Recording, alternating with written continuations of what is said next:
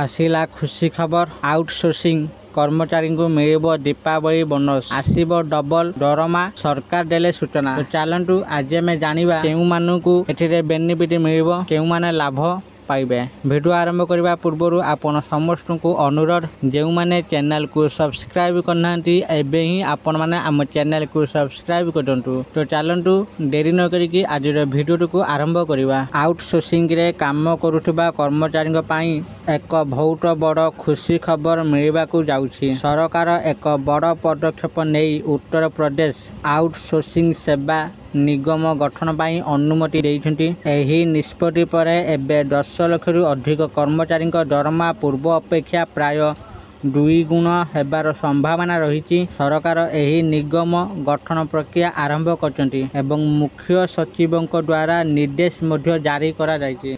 Outsourcing कर्मचारी एही नूतन गठन पर सेमानकु उपयुक्त दरमा सहित पेंशन एवं बीमा भली योजनार सुविधा दिया संभावना रही। पूर्वरु एही कर्मचारी मानकु चुक्ति भित्तिक भित्तिरे काम करने को पड़ूला। एबे सेमानक परिस्थिति रे एक बड़ परिवर्तन संभव।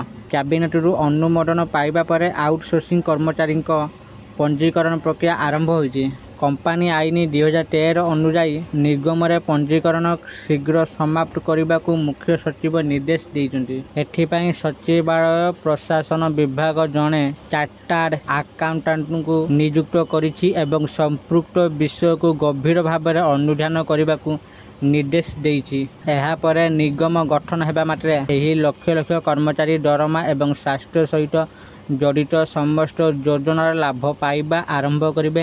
एथर सरकार दीपावली रे आउटसोर्सिंग कर्मचारी को एक बड़ उपहार देवाकू जाउछन्ति। एथर कर्मचारी मानकु 7,000 टंका बोनस मिलिबो। यह सीधा सड़क से बैंक अकाउंट को पठाଯିବ जहाद्वारा समस्त कर्मचारी यार सीधा सड़क लाभ पाइबे। जहाद्वारा कर्मचारी मनोबल वृद्धि पाइब एवं कर्मचारी माने अधिक समर्पण सहित सरकार काम करेंगे। सरकार एही निष्पत्ति पर आउटसोर्सिंग कर्मचारी आय वृद्धि सहित सेमाने कार्य स्तर में सामाजिक सुरक्षा एवं सम्मान मध्य पाइबे। निगम संपूर्ण कार्य आरंभ होगा मात्रे कर्मचारी माने सेमानकर दरमा एवं नूतन सुविधार लाभ पाइबा आरंभ करेंगे। एबे प्रति मासर 5 तारिख रे कर्मचारी मानक बैंक अकाउंट रे दरमा जमा होगा।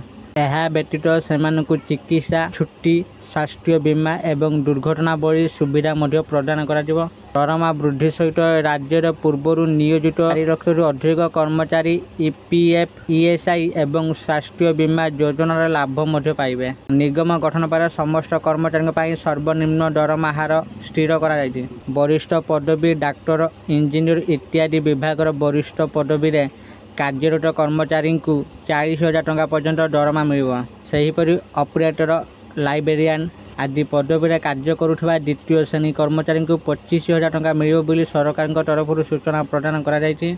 सेहीपरि अकाउंटेंट किंबा अनुवादक क्षेत्र में द्वितीय श्रेणी रे कार्य करुवा कर्मचारी 22,000 टंका दरमा मिलिबो। पियोन जोगुआरी को 20,000 टंका दरमा मिलिबो बोली सूचना रही। एही परिवर्तन पर चतुर्थ श्रेणी कर्मचारी दरमा प्रति मासर प्राय 10,000 वृद्धि पाइबो। जेतेबेले इंजीनियर एवं डाक्टर पदवी थिबा कर्मचारी माने अतिरिक्त 20,000 पाइबे। आशा करछि आपण मानकु आजिर एही भिडियोटी निश्चित भाव में भल लागिथिबो। आपण माने वीडियो देखी सबकिछि बुझी जाइथिबे केते टंका कोन दरमा मिलिबो आउ केउ माने पाइबे। तेणु वीडियो भल लागितले वीडियो को लाइक शेयर और कमेंट करदंतु। आउ जेउ माने एपर्यंत आम चैनल को सब्सक्राइब करनथि आपण मानको अनुरोध आपण माने एबे ही आम चैनल को सब्सक्राइब करदंतु।